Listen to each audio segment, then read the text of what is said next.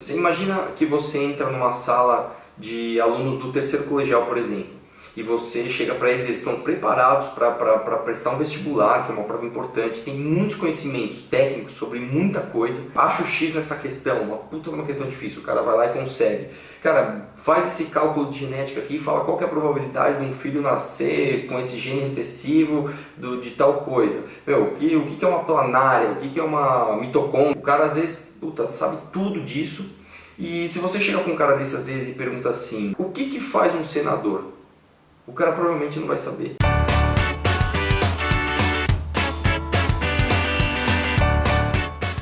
Uma das coisas que eu sempre, na verdade eu sempre questionei, sempre perguntei o porquê, sempre pensei por que é assim, é a questão da educação acadêmica, a escolaridade. Tem algumas coisas da escola que eu acho que são muito corretas, elas estão muito certas.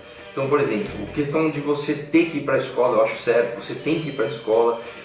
A escola ser uma sala de aula com várias pessoas, você ter que passar de fases, entre aspas, né? Passar de níveis, passar de série, você ter professores diferentes em cada ano, você ter diversos colegas diferentes, você ter provas, você ter trabalho em grupo. Eu acho que tudo isso é muito positivo, é muito certo. Eu acho que isso tá assim, de acordo com o que a gente espera que um ser humano tenha de boas qualidades no futuro. Passar por testes, passar por trabalhos coletivos, enfim, etc. Uma coisa que eu venho pensando, na verdade, há muito tempo e pesquisando sobre isso, por que a escola tem essas matérias específicas e por que essas matérias específicas têm esses conteúdos específicos. Para o vídeo não ficar longo, para ficar uma coisa mais a questão de passar a ideia mesmo, eu não vou entrar aqui no mérito da história da escola, entrar no mérito principal mesmo, que é assim, será que desse jeito é o melhor jeito para os dias de hoje? Será que do jeito que está é o jeito correto? Não tem nada a ser melhorado? Não tem nada que está obsoleto? Hoje em dia, basicamente, a regra da escola é a seguinte, né? Você vai para a escola, tem que ser um bom aluno, você tem que aprender aqueles conjunto de matérias para passar no vestibular, entrar numa faculdade, fazer uma boa faculdade, se você conseguir fazer uma boa especialização, beleza, para você ter um bom lugar no mercado de trabalho. Eu também não vou entrar no mérito nesse vídeo aqui da questão da faculdade especificamente, do ensino superior, pós-graduação, etc. Tem até um vídeo do Pirula que eu acho muito interessante, onde ele fala essa questão de que as pessoas hoje buscam a faculdade para ter um melhor status no mercado de trabalho.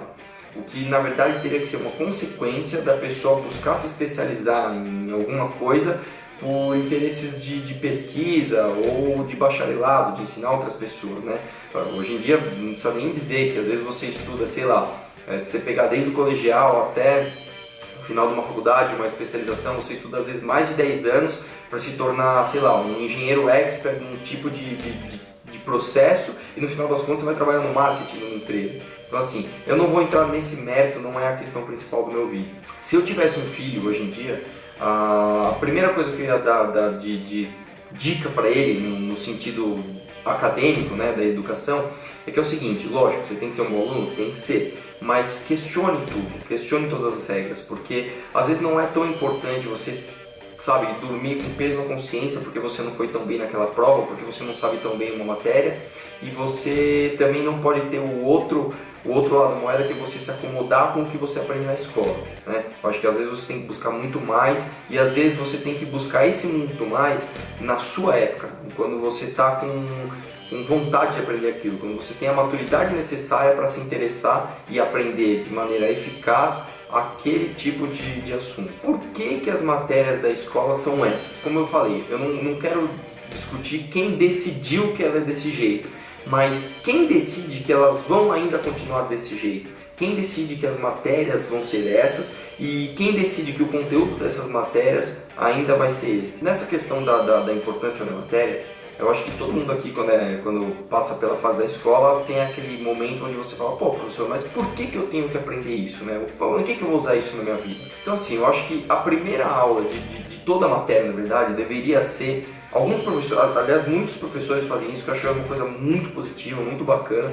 A primeira aula da matéria ser assim, o que essa matéria vai te adicionar na sua vida? O que ela vai servir? Ela vai servir para quê? Eu acho que a primeira coisa que a gente lembra quando lembra disso é o seguinte, Pô, quando eu estava na escola, eu tinha que aprender matemática, era puta coisa chata, e os professores sempre diziam, pô, não, mas pô, matemática não é a sua vida o tempo todo, você vai na padaria comprar um pão, você precisa saber calcular, né, o porquê daquele troco. E uma coisa que a gente não para de questionar, mas assim, você aceita e você acaba agindo por inércia é o seguinte: por que, por exemplo, que eu tenho que aprender logaritmo na escola? Alguém aqui vai lá na padaria comprar pão e tem que fazer o cálculo de um logaritmo para receber o troco corretamente? Acho que não, né? É importante sim os professores sempre estarem frisando o porquê de um logaritmo, por exemplo, o porquê de você aprender a função de uma mitocôndria. Algumas funções de algumas matérias, eu acho que elas não são tão diretas, elas são mais indiretas. No caso do logaritmo, por exemplo, eu dei esse exemplo, a matemática, na verdade, ela serve muito mais para desenvolver o teu raciocínio lógico, desenvolver o teu raciocínio matemático,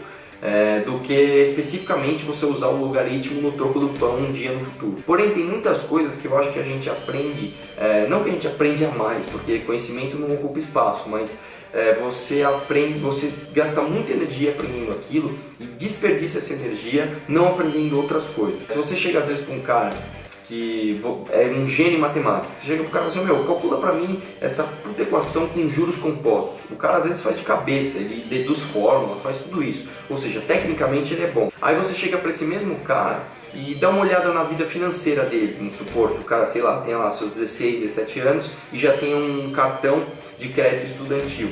E o cara que sabe calcular essas equações de juros compostos, etc., não sabe aplicar esse conhecimento na sua própria vida. Às vezes um cara desse já está com, antes dos 18 anos, já está endividado, já está fazendo dívidas, já está com seus juros compostos correndo para deixar a dívida dele cada vez maior, e o cara não tem nenhum investimento em juros, o cara não está começando a sua vida, vamos dizer assim, financeiramente positiva, porque ele não está sabendo usar esse tipo de conhecimento. Você dá um crédito estudantil pro cara, você chega para um cara desse e fala assim, você sabe o que é uma poupança, por exemplo? E o cara não sabe. Olha que contradição. O cara é tecnicamente muito bom, e o cara não sabe usar o dinheiro a seu favor.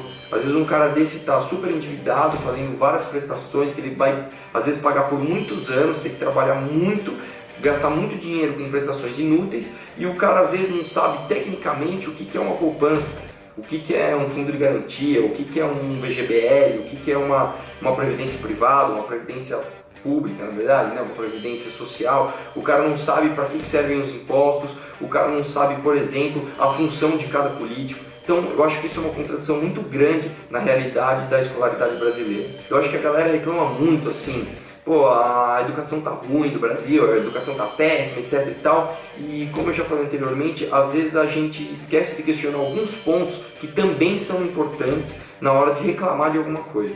Um exemplo prático disso que aconteceu, eu tenho um amigo que a renda da família dele era basicamente o seguinte: a mãe dele era uma professora aposentada, o pai dele tinha um terreno alugado para um estacionamento, também era aposentado, e ele era estudante de engenharia junto comigo, ele era um excelente aluno, inclusive.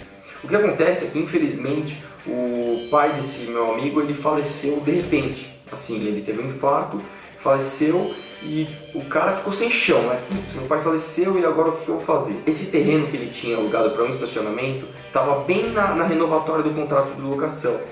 E o inquilino chegou para ele na época, né? Então estava ele e a mãe dele meio perdidos. Olha, eu sou o inquilino aqui desse terreno, eu gostaria de alugar, de renovar o meu contrato de locação. Bom, o contrato passado, no caso, né, o pai dele tinha feito de 4 anos. Pô, você poderia aumentar um para mim, fazer um contrato de 5 anos?